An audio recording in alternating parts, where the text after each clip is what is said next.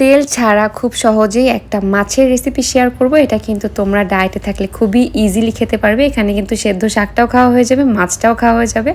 তাও যারা তোমরা তেল ছাড়া রেসিপি চাচ্ছিলে তাদের জন্য আজকে রেসিপিটা শেয়ার করলাম।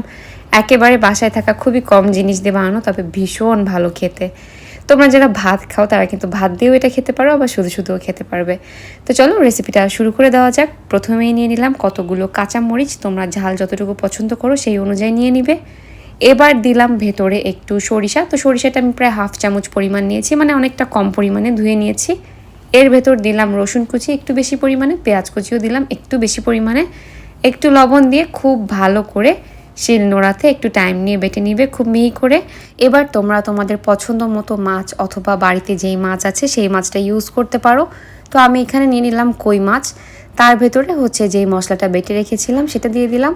তো যদি মাছটা তোমাদের একটু বেশি বড় হয় অথবা একটু বেশি মোটা হয়, সেক্ষেত্রে তোমরা মাছের গাটা একটু খুব ভালো করে চিড়ে নেবে, নিয়ে এই মশলাটা দিয়ে ম্যারিনেট করে প্রায় 1 ঘন্টা মতো রাখবে।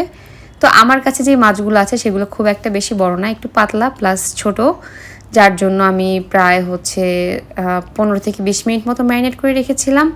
আর এদিকে গাটাও চেরা হয়নি।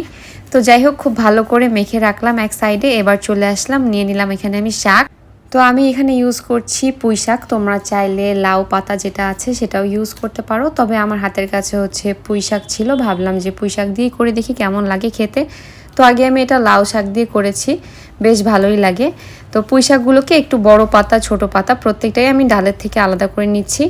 বড় পাতাগুলো দিয়ে আমি 4 সাইড কভার করব, আর ছোট যে শাকগুলো থাকবে সেগুলো ভেতর থেকে দিয়ে দিব, যার জন্য 2 রকমের সাইজই নিলাম। শাকগুলোকে খুব ভালো করে 3 থেকে 4 বার আমি ধুয়ে নিলাম।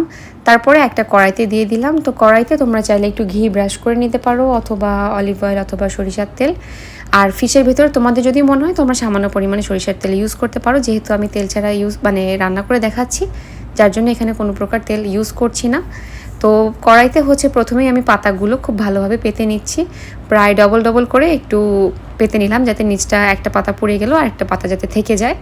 এবার শাকের ওপর থেকে মাছগুলোকে খুব সুন্দর করে বসিয়ে দিলাম, দিয়ে তারপরে যেই পাতাগুলো ছিল ছোট সেগুলো ভেতর থেকে দিয়ে দিলাম। তো এভাবে করে দিলে কিন্তু সেদ্ধ শাকগুলো খুব ভালোভাবে খাওয়া হয়ে যাবে, মানে টেস্টটা বেশ ভালো লাগবে।